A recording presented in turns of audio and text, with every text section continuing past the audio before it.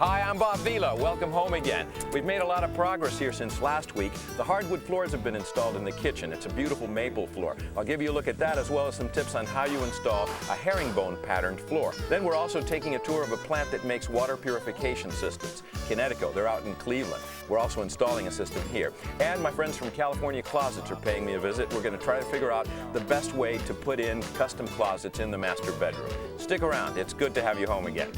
Bob Vila's home again.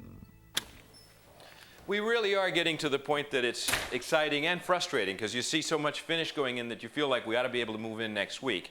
But we're still not ready to install kitchen cabinets. The kitchen floor has just been done. It just has one coat of sealer on it, and it's a maple floor, which is, I think, a very good choice for a kitchen area.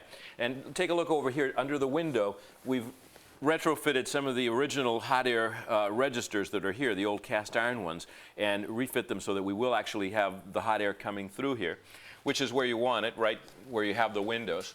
Windows have been put back in place. And if you notice, this isn't finished. We've only run the plaster down this far to where we have a ground, it's called, a piece of wood.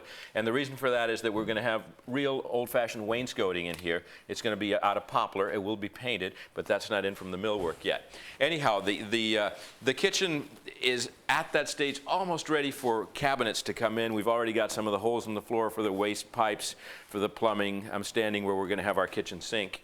And it's going to take a good month to install all of these cabinets. But let's go into the den where we're putting in a herringbone floor.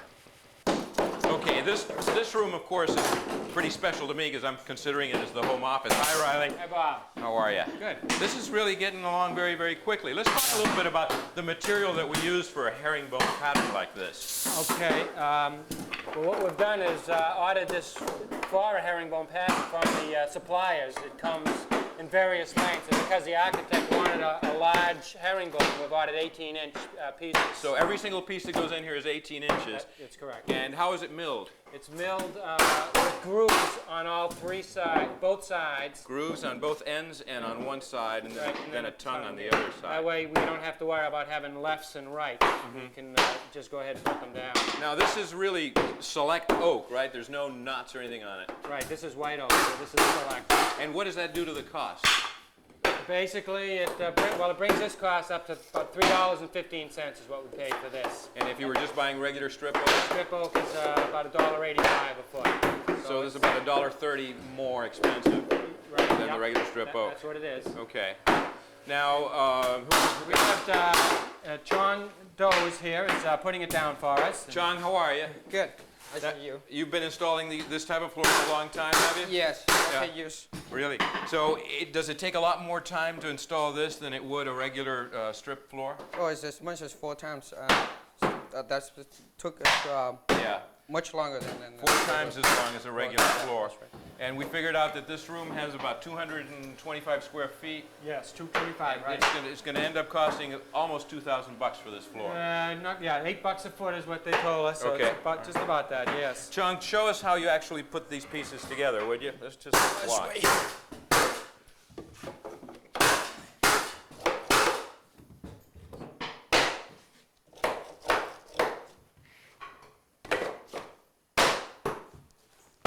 So you're letting one overlap. What do you do this for? Try to check the angle. The edge there for the next one, I see. And then you just nail them with a power nailer. With the power nails. Go ahead.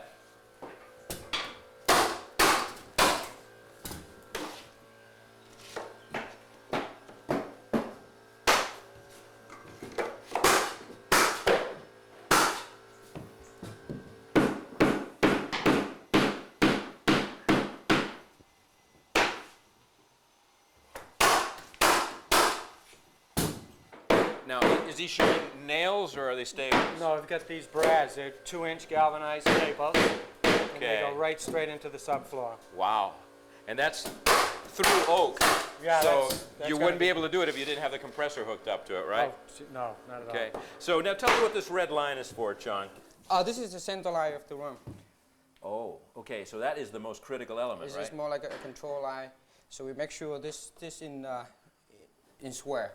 This point has to be square. Have to be line up on that line. Okay. And then what about when you go to sand this floor? Is there anything special you have to do? Well, we have to set it in an angle. For So you have to go in one direction with the big drum sander, with a big drum sander, and then we have to sand the other. and then you have to go in the other direction. The other direction. So it's like that's mowing the lawn twice. right. Twice. Yeah. Yeah, correct. big job. Okay, well, we're going to come back and see you a little bit later in the show to see if you've finished. Sure. And we're going to have to break for some messages.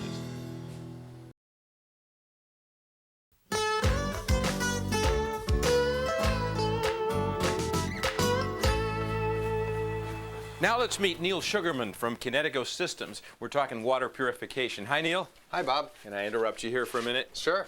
I think the first question I want to ask is, why do we need to bother with water purification if you're living in a greater metropolitan area?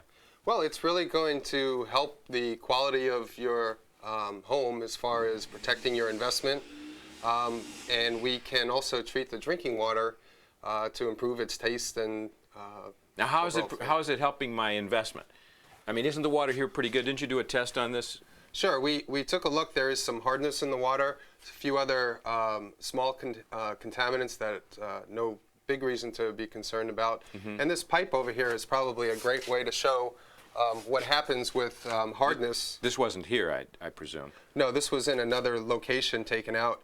Okay. The scale here, which is hardness, calcium and magnesium, has been built up, and it really takes away from the opening of the pipe. This is 1.5 inch pipe. Won't that also affect the performance of my appliances, my washing machine, dishwashers, and so forth? Yeah, absolutely. This same type of effect is going to happen in your appliances, and it's going to reduce the life of your water heater and dishwasher and other appliances. Okay. Well, the big question is, how does it all work? You're saying we've got two different components, one for drinking water? Right. And one for water conditioning or softening, Okay. which is this unit here. Okay. And this is all pretty revolutionary equipment. And to find out exactly how it improves the quality of the water, I visited their facility right outside of Cleveland. Watch. Jim Cooley and his partner, Bill Pryor, founded Kinetico back in 1970. And one of the interesting things about the company is that your architectural plan is very user-friendly. Yeah, our concept here was to have an open area with windows and plants and very friendly for the employees to enjoy the environment and the things that are outside, and then use the center of the building for storage and that sort of thing. Yeah, everybody's got a view of nature out there as well as house plants hanging in there. But it's hard to get an understanding what you're making here because there's so many small stations making small components. Well, Bob, why don't we head back to our research lab, and we have some demos set up there. We can show you what our products do. Yeah, you know, Jim, all these new technologies that make the quality of life in our homes so much better are tough to understand, so I'm glad you've got a good visual here. Explain it.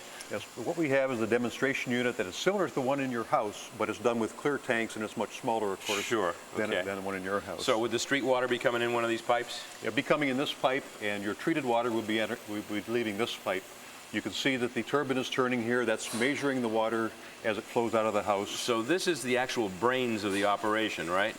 And I see you have a cross-section here. Right, and that shows the water meter there, and that would be simulating water usage. So there's no clocks, there's no electronic mechanisms. It's just a question of a simple little wheel measuring the use of water. Correct. It's totally non-electric, and it works just on the pressure and the flow of the water. What are you going to do with the screwdriver? What I'm going to do now is I'm going to manually start a regeneration. This would happen automatically in your home by the flow of water. Okay. I'm going to do that manually, and we're going to draw a brine solution up into the tank that's to be regenerated.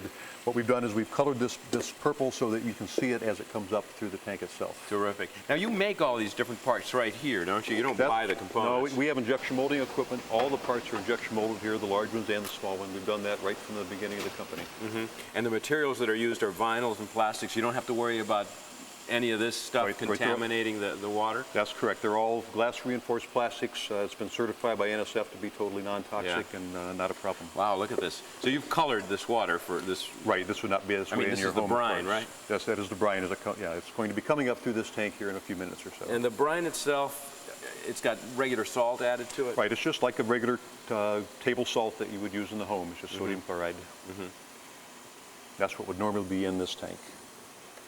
And so we're going to be seeing this coming through the medium in a minute. Right, that will be coming up through the median here in a second. Oh boy.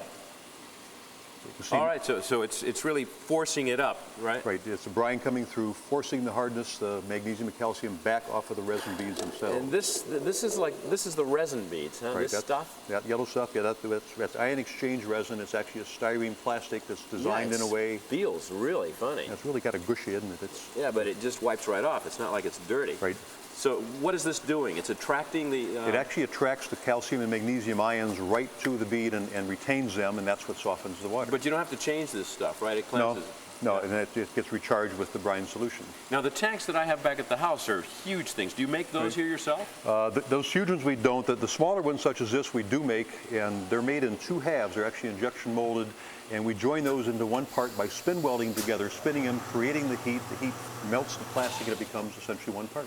Love it. This is the science lab. Now, let's talk a little bit about the drinking water end of it, the reverse osmosis Yes, process. that's right around the corner here. And soft water is really terrific in terms of your washing machine, your dishwashers, and how those appliances function and how clean the laundry comes out. Right, that's correct. But this is important in terms of what we're drinking and cooking with. Right, this is a reverse osmosis drinking water unit, just like the one that's in your basement set up in the lab here. Yeah.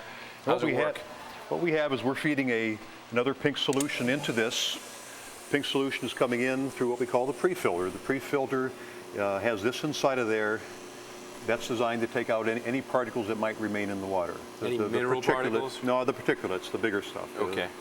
The water then comes from the pre-filter into the reverse osmosis module here in the center. Okay. This is a cutaway of that with what it looks like. And But Jim, just what is osmosis?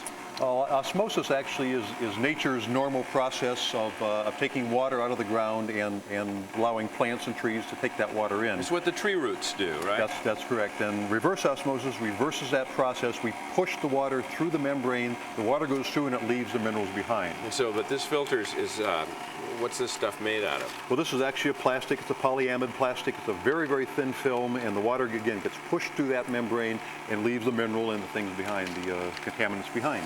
Okay, and then finally this black filter here? Yes, the third stage is in here. It's a very high-density carbon filter that removes the organics from the water, things like chlorine, things that would taste funny in the water, taste bad in the water. Okay. And then you've got some sort of tea test going on over here?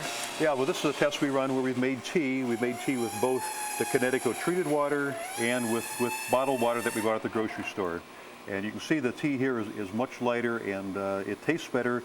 This tea combines the minerals with the tea, and it tends to mask the flavor and mask the smell. So this water is much better for tea, for better coffee. Tea, better coffee, better juice. Juices, Now, everything. Tell me one thing, how much water do you actually get through the system? I mean, do you have to just get a dribble like this? Well, the system makes water very, very slowly, drip-wise, but it then is accumulated into a pressure tank that you see here, so that when you need water in the home, it makes it it dispenses it at a much faster rate. So you've always got like 5 gallons on Yeah, hand. there's actually a little less than that, but there's plenty of water on storage, and when you ask for it, it comes at a much faster rate. At a faster rate. This is the rate at which it's actually making the water. Right, okay. Thanks, Jim. Well, thank you very much, Bob.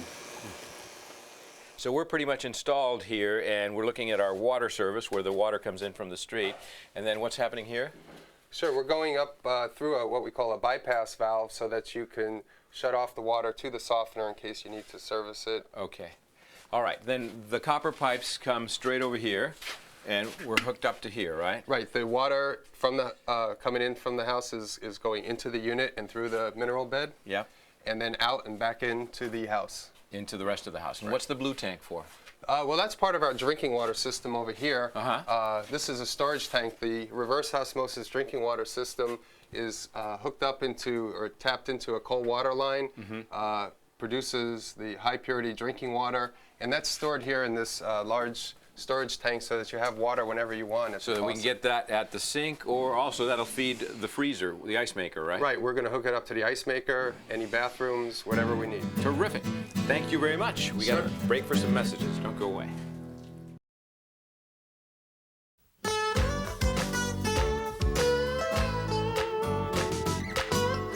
Okay, we're on the second floor. I'm going to give you a look at the master bedroom. We are about to talk California closets, but first, just to give you an idea of how the layout works. We took the corner bedroom and enlarged it a bit, and we created a built-in walk-in closet as well as a bathroom. This is my territory in here, behind the fireplace. And then on the other side, we took over a small bedroom that was there to create an additional walk-in closet, dressing room, and bath for my wife. And we're at that point in the construction where there's still a lot of trim lumber that hasn't been put up. But in the master bedroom, we've got our picture moldings, we've got our casings, our baseboard, just about everything complete. Let's go into my dressing room area, which is pretty much unfinished, and we'll meet Bob and Sheila Smaltz from California Closet. Hey, Bob. Nice to see you again. Good to see you again. How are you? Nice to see you again, Bob. Good, thank you. Well, listen, one thing that I wanted to make a point of was that a lot of people think California Closets are only doing apartment closet makeovers and the like, but you really do get into the construction process, don't you? That's exactly right, Bob. California Closets really accepts the challenge of working with our customers like yourself and also an architect, creating the most special and custom space that fits your needs. So you've been working with Greg Rockland, our architect. That's absolutely correct. And I told him a little bit about my needs, because I've got an unusual wardrobe. Half of it is khakis or dungarees, and the other half is kind of business clothes or travel clothes. That's right, but I think we came up with some great solutions. Well, should we look at the plan Sure, back here? absolutely. What do we got here? Well, we have here a whole wardrobe cabinet with floor-to-ceiling doors that I think will be the main focal point of the unit. Now that goes the whole length of this long wall here, which is what, 10 feet is it? Yes, it is. So I'll have 10 feet of hanging behind there, or how's it broken up? Well, Bob has the plans over here. We have an assortment of double rod hanging. Okay, so I'll have a rod here and another rod above. And then what's in this area for coats? Well, we and have the some like? garment bags, I know, for some of those suits and tuxedos that you I see. might need. And then this is all shelves? Shelves for those sweaters and shirts that you have a need for. That'll be terrific. And then the rest of the room is either storage areas or else flat panels, right? Yes, we're actually taking the same wood and we are outfitting with panels the entire wall space in this dressing room. So it's going to be a totally fitted and custom look. So Bob, that's why we've had to put plywood behind you, right? That's correct. So you have something stable to hold the other wood veneer product to. Exactly. Now, have you got any samples that we can look at? Oh, Yes, yeah, we do. Righto. Here's a product, Bob. It's, this product is made in Brazil, and it might be interesting to point out that they have their own tree ranches down there, so they grow their own product for those people who are interested in the environmental problems. Sure, so none of this is actually from the rainforest or anything. That's it's from really tree correct. farms. Exactly. It's That's important we terrific. point that out. We point that out in our literature as well. It's going to be beautiful in here. It's going to look like a lawyer's office, though, don't you think? Exactly. You're Yeah. going to feel like a king getting dressed in this room. Very, very neat. And then in terms of drawers, do we have any kind of chest of drawers? Yes, we do, Bob. Right around the corner we have a unit that I think you'll see right This here here. on our plan. Okay. And this goes in this It goes area? in this cubby area right there. Okay. So this is the back of my shower, which is why it's built like that. But then I get a full set of drawers here. And is this just shelving back here? Well, we're going to have a spot there for a mirror and a few shelves above it. Fabulous. And there's a small drawer over here for some tools. Tools up here? Absolutely. Sounds good. Keep them close at hand. These are the drawers, right? They That's have right. plain fronts? Yes, and some molding to go with it. Sounds terrific. All right, now we are just weeks away from trying to complete things. I understand you're going to be coming back in a week or two to deliver? We'll have That's everything correct. ready for you in about a week. Great. Yeah, we I'm look looking forward forward to seeing you again. We are too, Bob. Thank you, Bob. Thank Okay, you. Take we're care. going to break for some messages. Don't go away.